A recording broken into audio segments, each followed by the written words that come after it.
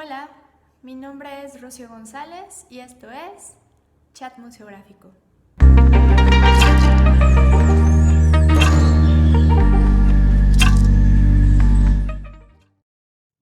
El día de hoy tenemos el placer de charlar con el maestro Luis Josué Martínez Rodríguez, maestro de Literatura Mexicana por la Universidad Veracruzana, licenciado en Historia del Arte por la Universidad Cristóbal Colón.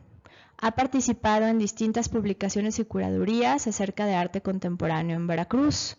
En el 2018 fue curador en jefe del M68 y el nuevo Memorial del 68 y Museo de los Movimientos Sociales en Tlatelolco.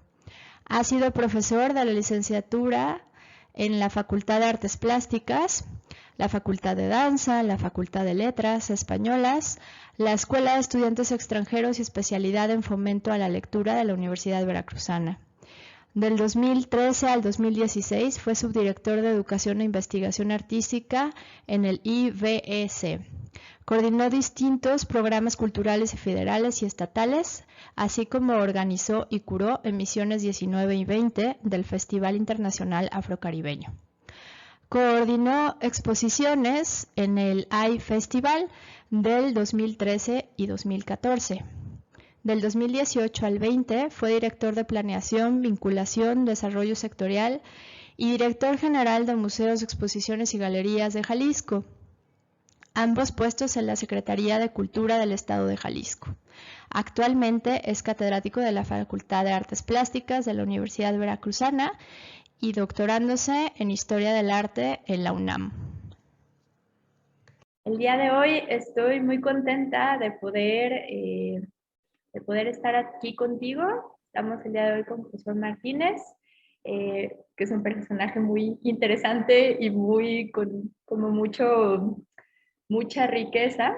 Bienvenido, Josué, ¿cómo estás? Muchas gracias, Rocío. Muy bien. Aquí los saludo desde Jalapa, Veracruz.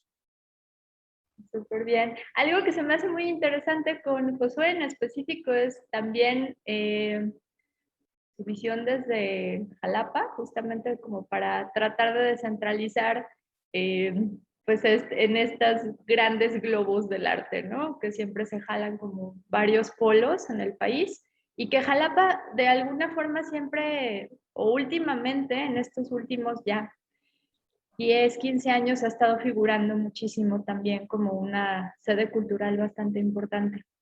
Entonces, ¿nos quieres contar un poquito qué haces por ahí, por favor? Sí, claro, claro, claro.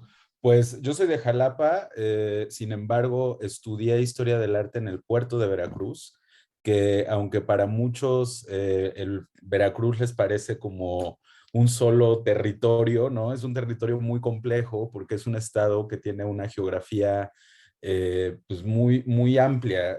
Jalisco, que también es muy complejo en muchos sentidos, tiene solo 125 municipios, pero Veracruz tiene muchos más, tiene más de 200 municipios y que están repartidos en toda la costa a lo largo de todo el Golfo de México.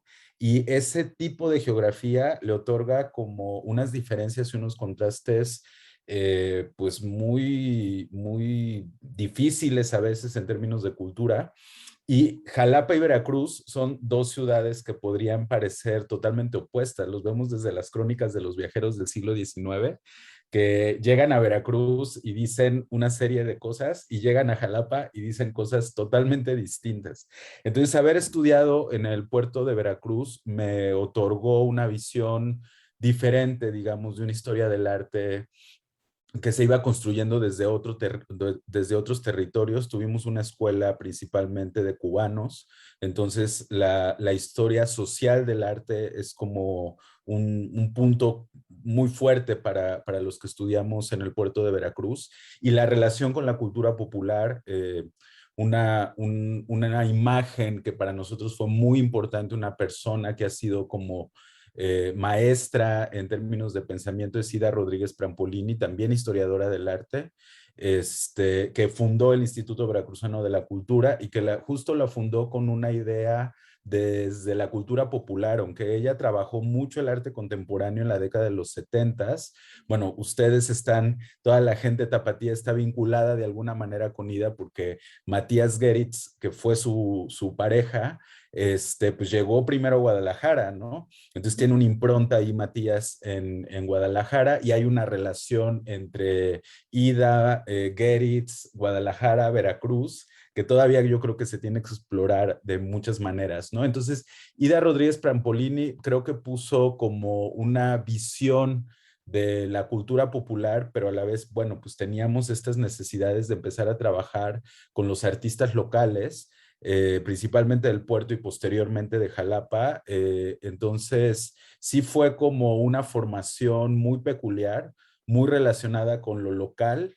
Y desde ahí yo creo que se fue formulando, al menos para mí personalmente, como una necesidad de incidir en las prácticas artísticas locales, ¿no? Hace rato hablabas de esta categoría que ya está en desuso, pero que de alguna manera nos sirve para pensarnos, que es el centro y la periferia, ¿no? Sí. Creo que Jalapa tiene una tradición desde allí, ¿no? Cuando el estridentismo se funda en 1921 en la Ciudad de México, pero posteriormente llegan a Jalapa, hay una tensión entre lo que podría ser la ciudad capital del país y la ciudad capital del estado, ¿no? Y cómo se generan estas tensiones. Entonces, para mí ha sido muy importante marcar esas tensiones y trabajar, pues trabajar con los artistas en proyectos curatoriales, en proyectos de investigación, darle este giro más profesional a los espacios de exhibición, pero también trabajar en la facultad. La Universidad Veracruzana tiene una de las facultades más pues antiguas de incluso Latinoamérica. Somos la universidad que tiene la primera licenciatura en Latinoamérica de fotografía, Wow. fundada por Carlos Jurado en los 70s. Y como tú bien decías, pues tiene una impronta importante en el grabado, en prácticas, pues al ser un centro de estudio, ¿no? Se volvió un elemento importante y para mí trabajar con los chavos, trabajar con los artistas es fundamental. Entonces, bueno, pues actualmente estoy dando clases en la Universidad Veracruzana, en la licenciatura en artes visuales, trabajando de la mano con su directora Gabriela Ramírez y con todo el equipo de profesores. Hemos pasado por varias etapas. Yo tuve un periodo primero fuerte del 2009 al 2016 dando clases, después me fui a hacer otros proyectos y ahora regreso. Y pues parte importante es, a mí me parece que es necesario que los chavos recuperen esta necesidad de tener un archivo visual construido por la historia del arte, ¿no? Que la historia del arte les pueda servir a ellos como herramienta para su producción visual. Creo que eso es fundamental. Y pues afortunadamente he tenido esa posibilidad de estar trabajando con ellos y de generar ahí algunos procesos que pudieran ser interesantes en ese sentido. Ay, wow, qué increíble. Y aparte está súper chido pensar en eso, ¿no? Si tienes un acervo mental o si tienes un acervo literal, ¿no? De imagen, a la hora que desarrollas proyectos, pues tienes muchísimo más contexto histórico, muchísimo más herramientas con las que puedes jugar entre lo teórico, lo visual, lo simbólico. Entonces está increíble estar promoviendo que haya esta conexión histórica, ¿no? Que luego es muy chistoso que ves piezas expuestas en exposiciones así random, que tienen como conexiones así súper literales con piezas clásicas básicas, ya sea de arte moderno, de arte contemporáneo, de arte antiguo, pero que no, ni siquiera están bien entendidas, ¿no? Es como, ah, mira, qué bonita imagen de esta imagen, no sé, la repliqué y luego le puse no sé qué, y ¿no? O sea, el hecho de que haya un contexto, un trasfondo, una teoría que sea consciente, o sea, que ese sea el trabajo, pues, de generarlo, me parece muy increíble. En este periodo que tienes de pausa, de docencia, ¿nos podrías contar un poquito cuáles fueron tus proyectos o cuál es como el proyecto como que más haya sido más importante para ti en esta etapa? Sí, Bueno, estuve trabajando en el Instituto Veracruzano de la Cultura, que para nosotros, para ustedes es la Secretaría de Cultura allá Ujú. en Jalisco. Nosotros estamos en el paso todavía de una OPD a una secretaría. Y estuve trabajando como subdirector de Educación e Investigación Artística, generando continuidad de proyectos y algunas curadurías, que atendían principalmente al arte local. Me interesaba trabajar mucho con autores de alguna manera contemporáneos, por ejemplo, Rocío Sagaón, que es una bailarina con reconocimiento internacional, que tiene su peso fuerte en la danza en la década de los 50, pero que en los 60 se viene a vivir a Jalapa y empieza un proyecto de experimentación multidisciplinaria y bueno, termina siendo grabado, termina siendo escultura, su espacio, cerámica, su espacio se convierte como en un centro gravitacional donde, por ejemplo, estuvo Gustavo Pérez. Después de haber estado en Europa, Gustavo Pérez estuvo en el taller del tomate y ahí como fortaleció su práctica, que es un ceramista pues reconocido, y en Guadalajara, que tiene a un peso la cerámica, saben quién es evidentemente Gustavo. Y entonces estuve generando este tipo de proyectos que encaminaban una investigación, pero que terminaban en una exposición, ¿no? Y a partir de eso, cuando terminé de trabajar en el instituto, me invitaron a un proyecto de una exposición en el puerto de Veracruz, que era una investigación de la idea de Veracruz como una ciudad portuaria, ¿no? Cuando en los 90 se formó lo que es Apiver, que ustedes tienen una sede allá en Puerto Vallarta, como que se divide la idea de la ciudad y el puerto, o sea, como que se separa. En el puerto hay una memoria muy grande de que la gente entraba a los muelles y se iba a despedir de las personas, o los estibadores, la relación que tenían con el centro y toda esta vida puerto-ciudad, ¿no? Pero cuando se funda Apiver, un poco como que se separa esta relación, y ahora se quería hacer como una reflexión histórica de ello. Y fue un proyecto muy interesante porque me permitió, yo sé que tú experimentas en la museografía, entonces me permitió a mí como curador introducirme también en el diseño museográfico. Hicimos realmente un trabajo interesante con una arquitecta, Nadia Jiménez, y con un artista plástico que es museógrafo, Roberto González. Eh, del diseño de las bases, el diseño, como iba a ser una exposición itinerante y en un espacio no museográfico, Ya. teníamos que pensar en cómo generar el espacio para que las obras se pudieran sostener en ellas mismas, digamos, ¿no? Sí, claro. Entonces hubo un proyecto con unos fotógrafos que estuvieron ahí a cargo de un fotógrafo que estudió aquí en la ciudad de Jalapa fotografía, Emanuel Solís, y generamos toda una dinámica ahí de producción, de diseño, todo a cargo de un investigador de la Universidad Veracruzana, Ernesto Rodríguez. Y pues salió esta exposición visitada por muchísimas escuelas en el puerto de Veracruz. Se propuso en un espacio que es un espacio que le pertenece a la milicia, el antiguo Hospital de San Carlos. Y fue bastante interesante el trabajo conjunto entre la investigación curatorial y la investigación del diseño museográfico, ¿no? Proponer materiales, proponer la estética. Por ahí van a ver algunas imágenes donde van a poder ver cómo era toda la estética portuaria, pero que tú la veías desde la propia museografía, ¿no? Que estaba sostenida desde la propia museografía. Y ese proyecto creo que fue interesante en muchos sentidos.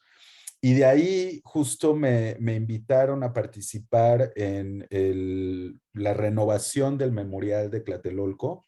En el 2008 se había inaugurado este memorial en el Centro Cultural Universitario Tlatelolco en la Ciudad de México, que se encuentra en el antiguo edificio de Relaciones Exteriores, que está justo en la Plaza de las Tres Culturas, o sea, está a un costado de la Plaza de las Tres Culturas. Tú puedes ver desde Relaciones Exteriores la plaza. De hecho, el 2 de octubre estuvieron implicadas, muchos funcionarios estuvieron dentro de estos edificios porque funcionaba todavía como relaciones exteriores y al parecer hubo unos francotiradores en la azotea. Entonces es un edificio evidentemente paradigmático, no tan solo del acontecimiento del 2 de octubre, sino la estética del propio edificio tiene que ver con el funcionalismo de los 60s. Entonces está marcado realmente y bueno, la Plaza de las Tres Culturas tiene una energía pues, de siglos, ¿no? Entonces, bueno, es un espacio muy fuerte, tanto simbólicamente como energéticamente. Y decidieron renovar el memorial que había diseñado Álvaro Vázquez Mantecón con una excelente investigación que él había hecho en el 2008, pero pues a 50 años, en el 2018, querían darle otro vuelco, otro giro. Entonces, Isabel Gil y Luis Adrián Vargas Santiago, que son pues dirigentes de una consultoría de cultura y de curaduría, Aura, propusieron a la UNAM pues un proyecto que iba más allá del planteamiento del museo, que tenía que ver con la memoria. Entonces, era trabajar la idea de memoria a partir de los archivos. Y pues era fuerte porque, como tú sabes, los archivos del 68 habían estado ocultos y Fox los trató de abrir, pero hubo ahí problemas, no se logró. Entonces, en esta coyuntura de los 50 años, pues la propuesta era abrir los archivos, ¿no? Y no tan solo abrir los archivos, sino generar todo un trazo, una dinámica de memorias, no únicamente con el movimiento del 68, sino con los movimientos sociales contemporáneos en México del 68 a la fecha. Wow. Guerrillas de los 70s, el movimiento del terremoto del 85, EZLN, Ayotzinapa, todos los feminismos que para nosotros fueron fundamentales.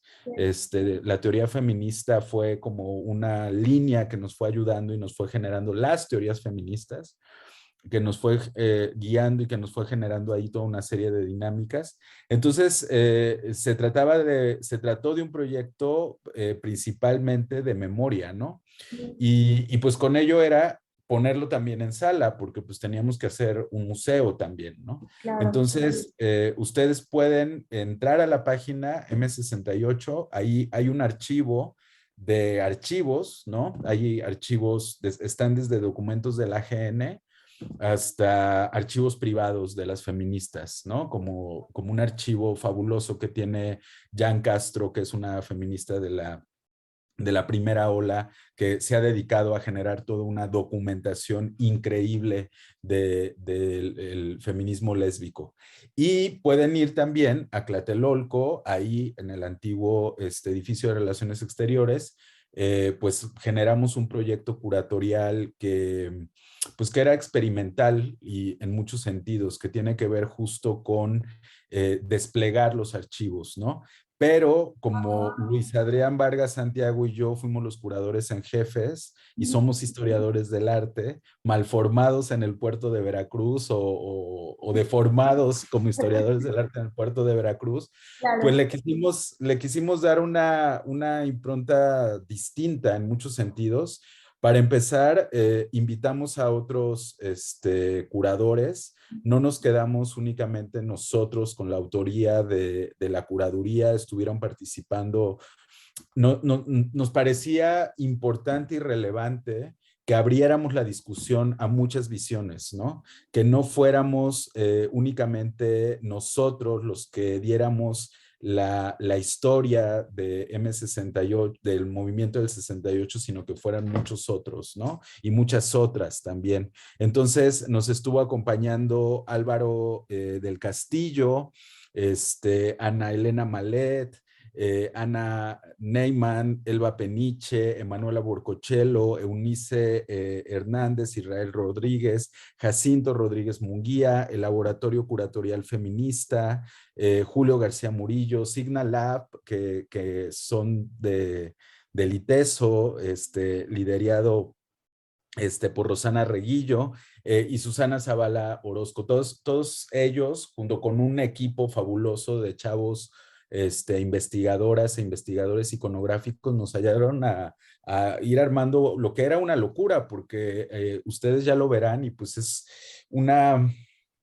un planteamiento que nosotros propusimos con este pensamiento sesentero de Julio Cortázar de que sea un modelo para armar, con una visión de que la memoria se tiene que armar entre todas y entre todos, Ok. con un planteamiento hasta cierto punto de teoría latinoamericana. Y Ujú. algo que tú como museógrafa debes de saber es un edificio que no era museo, ¿no? Que Ya. eran oficinas, ¿no? Sí, Y sí. entonces tiene ventanal, ¿no? Fabuloso de una arquitectura funcionalista. Ujú. Y a mí me choca mamparear espacios que no son museográficos, ¿sabes? O sea, como ponerle ahí está la ventana y ponerle una mampara y cerrar la ventana, ¿no? Sí, Me claro, parece que perdía carácter el espacio y que el espacio también era protagonista, como te dije, ¿no? claro.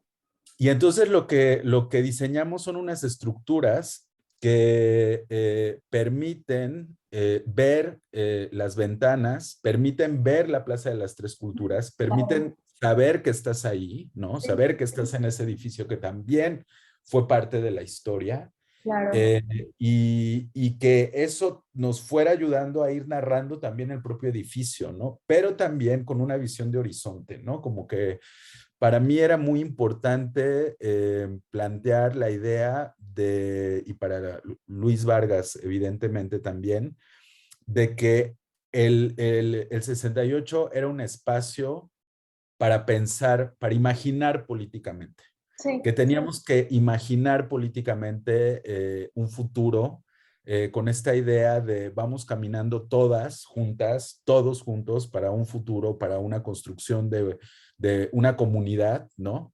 Y Sí. que no sea únicamente la idea de la tragedia, aunque sí hacer responsable a los culpables, aunque Ya. sí nombrar las víctimas, Sí, aunque sí darle voz a las ausentes, porque eh, tú sabes, en los 70 los feminismos en México claro. se explotaron, ¿no? Fueron así como el momento, ¿no? Y fue por el 68.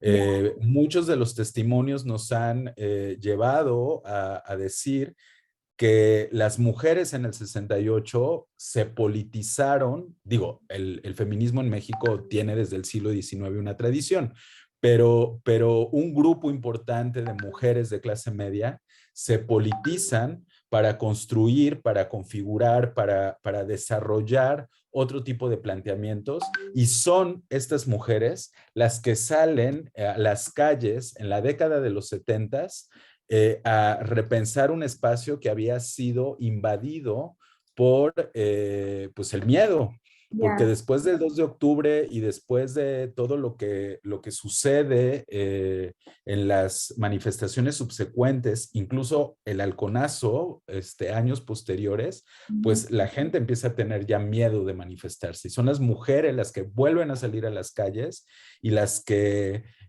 pues nos vuelven a sanar de alguna manera, ¿no? Y nos vuelven también a plantear el hecho de que tenemos que ir juntas y juntos ante un país democrático. Y todo eso teníamos que de alguna manera visibilizarlo, ¿sabes? O sea, lo Claro. teníamos que poner ahí, ¿no? Sí, sí, sí, sí. Y bueno, esto que te decía de la particularidad de que somos historiadores del arte, pues quisimos meter arte. Entonces hay piezas de Francis Salis, hay algunos intervenciones que tenemos ahí, licencias, anacronismos, donde el arte participa, una pieza de proceso pentágono fabulosa, este, eh, eh, hicimos intervenciones artísticas, o sea, se contrataron artistas como Plinio Ávila o como Voluspa Jarpa, que es una artista chilena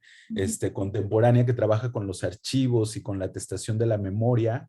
y pues nos fueron ahí ayudando desde la reflexión artística. Entonces, para que no se quedara la cosa en documento histórico, sino que también con esta posibilidad que tiene el arte de llevarte a otro tipo de planteamientos, ¿no? Yo Claro. creo que posterior a mi estancia en la universidad en primer momento, el proyecto de M68 fue importante. No, está increíble. Yo crecí escuchando historias, pero paralelas, ¿no? De alguna forma, mi papá estuvo viviendo muchos años, esos años en DF, y le Ujú. tocó en la calle, ¿no? Y es como esa experiencia, pues, de terror, pues, de terror absoluto, porque dice que estaban todas las calles súper oscuras, se oían los disparos, se oían los gritos de las personas, les tocó ver en la calle los camiones militares llenos de gente, ¿no? De hecho, así por las avenidas, camiones y camiones y camiones con cuerpos. Entonces hay toda, o sea, quedan como muchos testigos vivos, que yo creo que eso es parte como de la situación tan delicada, ¿no? Y que está increíble que se pueda abrir el tema, que se pueda explorar el tema desde esta perspectiva tan variada, ¿no? Y darle su lugar a toda esta gente súper valiente, ¿no? Con un valor increíble de, pues, de exigir y de luchar y de presentarse, ¿no? Simplemente de poner pie en la calle y denunciar. Entonces me hace súper bonito escucharte y me encantaría llevarlo, o sea, me encantaría que él lo viera, ¿sabes? Como Sí, que fuera...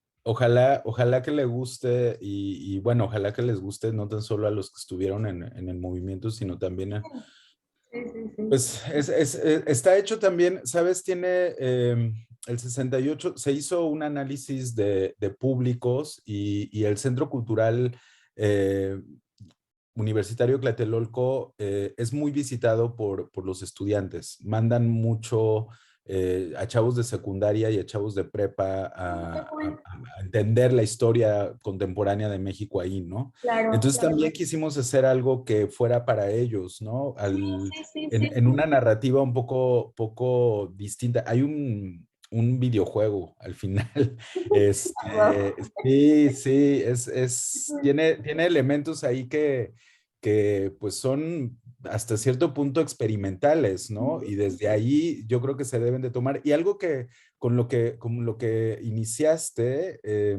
ahora que interveniste, em, ten- hay una deuda, sí, no, porque, a ver, el hecho de que sea principalmente un archivo digital y Ya. estas estructuras de las cuales te hablo, Ujú. nosotros siempre lo pensamos para que en el momento en que se tuvieran que quitar ciertas cosas de nuestra curaduría, se quitaran. O sea, a Sí. nosotros no nos interesa la permanencia, ¿no? Creemos que no nos interesa la idea del monumento, ¿no? Ujú. Lo hicimos con la conciencia de que no sé si sucede algo y eso se tiene que transformar Ujú. hacia una visión únicamente del movimiento, de los movimientos indígenas, de las comunidades indígenas, o si se tiene que ir únicamente a los problemas obreros, feministas, no sé, que se puede transformar, ¿no? Y eso le da la apertura, pero sí, ciertamente, un punto ciego pero que lo sabe muy bien los que llevan el museo, el memorial, que es Unice Hernández, Ujú. es que el movimiento no solo pasó en la Ciudad de México, ¿no? Ujú. Que cada estado tuvo su 68, Sí, ¿no? Y sí. que hay todavía una historia que contar. Bueno, Guadalajara fue fundamental, ¿no? Jalapa fue muy importante. Querétaro, o sea, hay historias también particulares, Ujú. hay historias de otras ciudades que se tienen que contar también. Ujú. Y sería muy enriquecedor que se interviniera ese espacio con esas pequeñas historias, ¿no? Eso creo que es muy, muy importante para construir justo una historia más compleja del país, ¿no? Y otra cosa que ustedes van a ver, si llevas a tu papá y si vas y si va la gente, y que lo pueden ver en M68 en la plataforma digital, pero también estaría muy padre que lo vieran en físico. Sí. Alberto del Castillo es un estudioso de la fotografía, específicamente de la fotografía del 68, la ha trabajado mucho, uno de los archivos con el que trabajamos fue el archivo de la Ibero, Ah, que wow. tiene, que tiene ahí pues un conjunto de memoria, ¿no? Visual del 68. Y tú puedes ver en las fotografías cómo no son solo los estudiantes, que aparte justo son estudiantes como tu papá, que vienen de toda la República De todo el Mexicana, ¿no? estado, sí, claro. Sino son las mamás, Ya. sino son las hijas, hermanas, obreros, ¿sabes? O sea, sí fue un movimiento y lo podemos ver en las fotografías que Sí. inicia con los estudiantes, pero que tiene una repercusión Social, general, social ¿sabes? global. Mm. Global y bueno, a los que nos tocó, yo soy 132, o sea, mis papás, yo recuerdo, y los papás de mis alumnos, porque fui maestro joven, estaban ahí junto a nosotros, ¿sabes? Salieron con nosotros y ellos vienen de la memoria del 68, ¿no? Y Sí, entonces era claro. un poco como vamos todos, ¿no? Vamos juntas, vamos juntos, como te decía. Entonces, sí, y dar, se ha eclipsado mucho la memoria del 68 a través de lo terrible, no le quitamos eso, fue terrible Sí, la matanza, sí, los desaparecidos, porque no tan solo fue 2 de octubre, fue durante todo el año, sí, sí. los presos políticos, toda la violencia de Estado, hay que, como te decía hace rato, hay que fincar responsabilidades, evidentemente, pero también está la parte de la esperanza, Claro. ¿sabes? Y que es una generación que, no sé, yo tengo como mucho a mí me fascina el tema de la memoria, me encanta, es algo así como que me obsesiona un poquito, ¿no? Y soy, me gusta como guardar objetos, o sea, muchas veces como que los mismos objetos que se van quedando, cosas, muebles, fotos, soy obsesionada de las fotografías, ¿no? Entonces, esta generación pues, que ya están rayando los 80 años, que fueron justamente los que estuvieron como ahí y que se me hace bien, bien importante. Tengo un proyectillo ahí con mi papá que quiero hacer, pero creo que estaría muy padre que pudiera hablar de esa experiencia, porque tuvieron varias cosas así como muy, pues no sé, como muy fuera, muy surreal, ¿no? Pidieron una cámara, ellos estaban estudiando con los jesuitas, él estaba estudiando para ser jesuita, entonces tenían como mucha relación con la Ibero, y les Ujú. prestaron una cámara, y se metieron a la UNAM en un bocho con la cámara y filmaron todos los tanques adentro de la universidad y se fueron, o sea, yo no sé cómo, sí sabes, cómo, o sea, al final fue como una experiencia fuertísima y sí había como toda esta onda de paranoia entre los estudiantes, ¿no? De qué estás haciendo ahí, por qué estás parado, o sea, les llegaron a pasar como varias cosas como muy circunstanciales, muy paranoicas que gracias a Dios no terminaron en otra cosa. Claro. Pero No era paranoia, ¿eh? Porque, o sea, porque no, la no, paranoia se mueve desde la imaginación, digamos, ¿no? Desde la ficción sí, que no, crea la esto sí era imaginación. aterrizado. Pero sí había infiltrados, evidentemente, de ambos lados, pero principalmente gobierno ante los estudiantes, ¿no? Pues justo la instalación que hizo Plinio tiene que ver con la DFS. Entonces, son esta inteligencia que estaba ahí. Sí, Ahora, es una inteligencia muy a la mexicana, porque pues también era gente así, ya sabes, que iba con su libretita que no tenía conocimiento de nada y oía, no sé, que a Rocío le gustaba Violeta Parra, ¿no? Y entonces ya decía, Rocío es una comunista, ¿no? Porque le gusta Violeta Parra, ¿no? ah, claro. Entonces también hay mucha, ay, pues hay mucha mezcla, lo que pasó con Elena Garro, hay muchas historias ahí, pero te repito, por ejemplo, hay un libro que para nosotros fue muy importante, es el de Gladys, perdón, López Hernández, que justo falleció en el 2018 cuando estábamos, no alcanzó, no pudo ver el memorial. Se llama Ovarimonio, yo guerrillera. Ah, wow. Y me encanta el ovarimonio porque otro libro, Susana Draper, que publicó en el 2018, contrasta esta idea del ovarimonio con lo de, y que lo misma Gladys dice, con el testimonio, ¿no? Y dice, es que testimonio me suena a testículo, ¿no? Entonces, la idea, ajá, pero es una reflexión que dice, también es una memoria que se ha construido a través de los hombres, ¿no? ¿Y Ya, dónde estamos las mujeres, no? Y entonces ella empieza a narrar todo el papel que tuvieron para la construcción de espacios de educación autónomos, espacios de educación independientes. Entonces, salieron muchísimas cosas de ahí, ¿sabes? Salieron muchísimos proyectos educativos, artísticos, culturales, de esa experiencia, de una experiencia que pues, marcó la historia contemporánea del país, ¿no? sí, sí, sí. Y de alguna forma Latinoamérica, ¿no? Porque era como un caldo de cultivo, pues o sea, fue como una época súper compleja. Sí, sí, sí, sí. Pues qué increíble poder tener la satisfacción de trabajarlo, ¿no? O sea, de poder darle el carpetazo de apertura y poderle dar como toda esta riqueza gigantesca con lo que estás diciendo, no solamente rascar la tragedia o el morbo, ¿no? Del evento, o sea, del evento pues de la matanza, sino todo el proceso intelectual y teórico que está increíble, ¿no?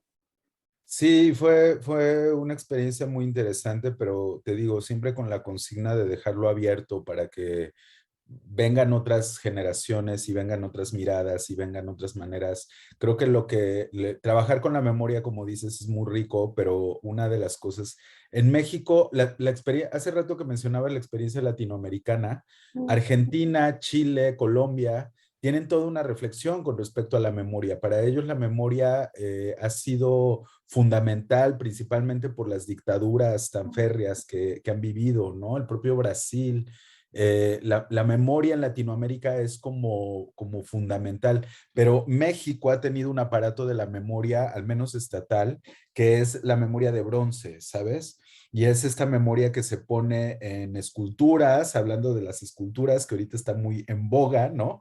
Y justo nosotros queríamos decir, no va a ser esa memoria, ¿sabes?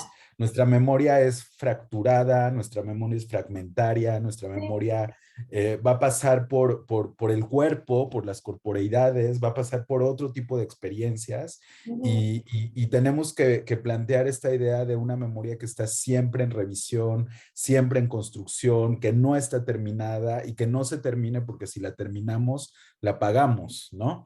Claro. Y fue como una especie de teoría curatorial, o sea, era como un poco llegar al archivo y llegar al espacio expositivo y plantear desde ahí. Y es difícil porque luego como curador tú quieres agarrar y decir, no, va esto, ¿sabes? O como museógrafo tienes que, así, no, yo quiero esto y que se quede ahí y que no se vaya, ¿no? Que la pieza se quede ahí, que esté ahí y es un museo, ¿no? Pero era decir no, decirle no a eso, que cambie, que fluya, que se transforme, que pueda ser frágil, ¿no? Hasta cierto punto, ¿no? No en el sentido peyorativo, sino en el sentido de que nos dé la libertad para reactualizar y para cambiar, ¿no? Claro. Ahora que se tiene esta discusión que ya traje a colación con respecto a la estatua de Colón, ¿por qué no cambiar las cosas, no? Las ciudades cambian el lenguaje o el mismo lenguaje, ¿no? De que hay un problema ahí con el lenguaje incluyente o el lenguaje inclusivo, Pues el lenguaje siempre ha cambiado. Si siguiéramos hablando como hablaban en el siglo XV, pues yo no sé si eso nos convendría, ¿no? O sea, se tiene que ir actualizando y creo que el trabajo de los curadores, ahora después de la pandemia, vamos a regresar a los museos totalmente distinta, de una manera totalmente distinta. Y yo creo que tanto los curadores como los museógrafos, las curadoras y museógrafas van a llegar con otra idea. O sea, ya la permanencia ya no creo que nos interese tanto, ¿no? Ya, cierto. Así es. ¿Cómo Bueno, ves? Y Josué,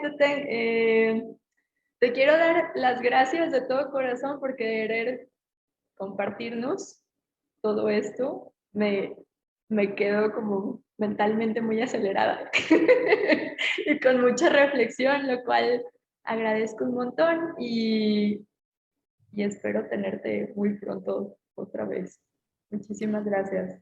muchas gracias, Rocío. Gracias por el espacio. Gracias a todas y todos los que nos están escuchando, viendo la entrevista, que puedan compartir este proyecto de Rocío, que es un proyecto increíble, porque se trata de conversar también, ¿sabes? Se trata de que dialoguemos, se trata de que platiquemos, se trata de que nos encontremos, ¿no? Y creo que eso es bien importante, que ahora o en la nueva normalidad tengamos vivo esta idea de conversar, de platicar, de compartir experiencias, Sí, siempre con mucho respeto, con mucho cariño y con mucha pasión. gracias, Josué. Les agradecemos haber estado con nosotros. Los esperamos en el siguiente chat museográfico.